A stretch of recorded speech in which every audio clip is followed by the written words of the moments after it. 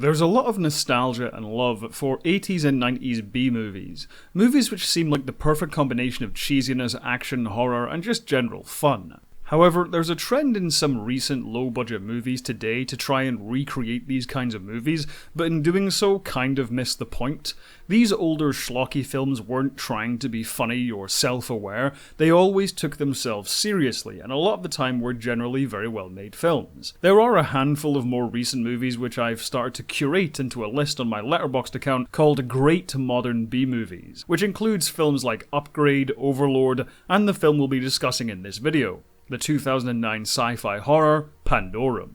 I remember seeing trailers for it at the time, but I largely ignored it, and apparently so did everyone else, because it bombed hard. It was only when some YouTube channels I follow started talking about it, I decided to give it a shot and was pleasantly surprised. In the film's setting, the Earth has become so overpopulated that humans need to colonize other worlds. Elysium is one such colony ship, carrying over 60,000 passengers in stasis on a 123-year journey to a planet called Tanis. However, a freak power surge wakes up two of the flight crew early, Bauer and Peyton, who soon discover the ship's reactor is going critical and on the verge of breach. They also discover the ship has been overrun by rampaging cannibalistic monsters, feeding off the weakest of their own kind, as well as whatever poor passengers accidentally brought out of stasis by the malfunctioning ship. As far as premises go in conjuring up a wealth of action, gore, and horror, Pandorum is fantastic. Pandorum has what I like to call a no-Frills plot, meaning there is little time dedicated to character development or exploration of any significant drama. Instead, the plot is almost entirely focused on its high concept, in this case the main characters getting from point A to point B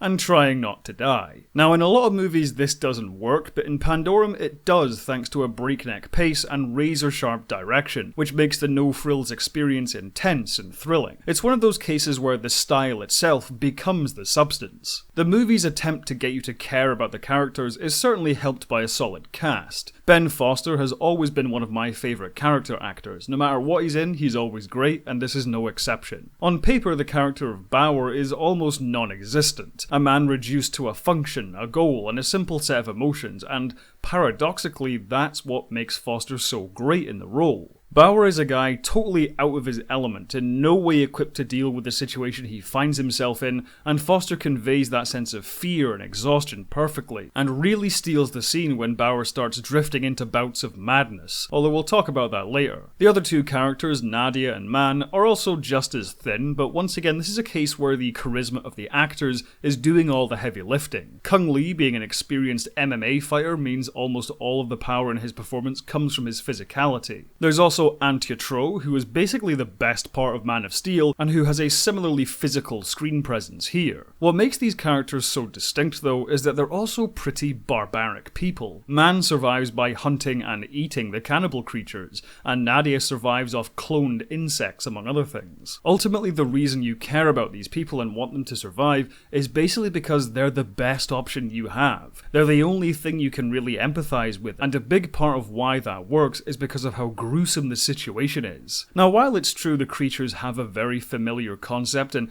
admittedly the actual action is pretty by the numbers, there are unique designs among them which make them pretty damn creepy in a lot of scenes. The quick editing, while it does ruin some clearly impressively choreographed fight scenes, adds a viciousness to the various chases which cement the creatures as a genuinely terrifying threat. What I think elevates the aesthetic of Pandorum, though, is an added sense of, for lack of a better word, fleshiness. There are flashes of body horror and general disgust which add a lot of texture to the setting and the events. Bauer, after waking up from stasis, peels off a wetsuit's worth of dead skin which has accumulated on his body. The aforementioned insect eating and cannibalism. The ship interior is damp and moist, peppered with dripping water and algae. The filmmakers were driven by the idea of treating the ship itself like a living thing. The bulkhead seen in the corridors resembling a ribcage, the miles of cables and pipes being the veins and arteries, and sound design which makes the ship sound like it has a pulse. It's all grotesque and succeeds in actually making the gore disturbing, whereas a lot of other films try to accomplish the same by simply adding more blood and dismemberment. This gruesomeness is further enhanced by the film coming up with a number of worst-case scenario ideas, such as when Bauer has to drape himself in flesh in order to sneak through a nest of the creatures. But my favourite,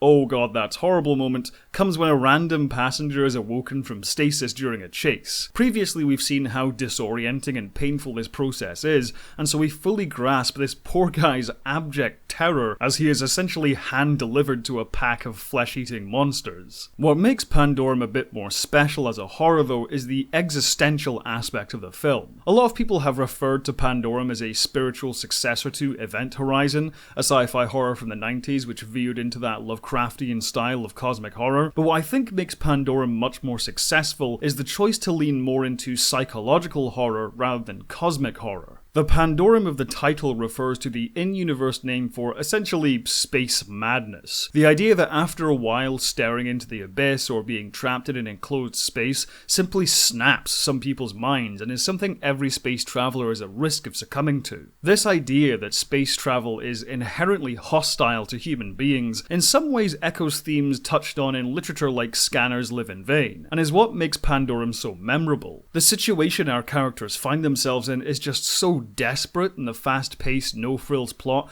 making it so intense, we as an audience start to understand how something like Pandorum could take hold. Although I do think it's funny how the movie literally treats insanity like an insanity meter from a video game. Rather than existential terror coming from some Lovecraftian cosmic force, instead that existentialism is baked into the idea of losing one's mind, our grip on reality and our emotional state. The film really succeeds in making this feeling tangible. This sense of madness is further instilled through the number of surprising twists and turns in the movie. I will say though, I am going to be spoiling the movie, so if you haven't seen it, I highly recommend it. Skip to this timestamp if you don't want it spoiled for you. Pandorum would already have been solid thanks to its monster fights and chases, etc., but Pandorum has more to offer in its puzzle of a plot. That sense of madness I mentioned earlier is helped by many of our assumptions about the setting, characters, and in fact the very premise of the movie being reversed a number of times. At first we're meant to believe we're in space, only 8 years into a 123-year journey, which makes the presence of these monsters and the degeneration of the ship truly baffling. Then we learn of Earth's complete destruction, making the humans aboard the ship the last human beings in existence, further compounding the stakes. Dennis Quaid's casting makes us assume he's the good guy, only for our sense of who this person is to be warped by the appearance of Gallo and the revelation that Peyton and Gallo are in fact the same person, and is chiefly responsible for the creation of the monsters aboard the ship. And then finally a 3-punch combo of the ship in fact being almost 1,000 years into its journey, not 8 years, and seemingly marooned so deep in space we can't even see any stars. These twists work so well, not because they're solid surprises, but because they further blur our sense of reality and make us feel the psychological torment of the main character. Almost every assumption about where we are and what our goal is disintegrates with these twists. Which is also what makes the finale so satisfying, when it's revealed the ship has actually arrived on Tanis and is marooned underwater. After so much gruesome action and jarring twists and turns, the surviving characters successfully escaping the ship and making it to their new home is truly cathartic. I don't think Pandorum is one of the greatest works of science fiction or anything, and it does have many shortcomings, but as a modern B-movie, it's rewarding to watch and rewatch as you discover there's more to it than one would first assume. It's a great bit of schlocky entertainment, well made, well presented, and well acted, with enough interesting ideas to stay with you after the credits have rolled. Over the years, the film has developed a cult fanbase, with some petitioning for a sequel, but honestly, I don't think it needs a sequel. It's perfectly fine as a standalone movie. It was on Netflix once upon a time, but that always varies between countries. If you're someone who still stands by physical media like I do, I recently got it on Blu-ray, and I'd say it's well worth a purchase. SIR asks, what are your thoughts on Amazon's Invincible? I really liked it. The first episode really hooked me. I thought it was a decent but standard superhero origin story at first, but then of course there's that ending to the first episode which really pulled me into the show. I think the animation budget clearly shows its limitations in certain episodes, but for the most part I really liked the characters and the story and how weird the universe was at times. I really wish people would stop calling it a superhero satire though. It's not really a satire, it's just a good superhero story. Either way, I'm really looking forward to season 2.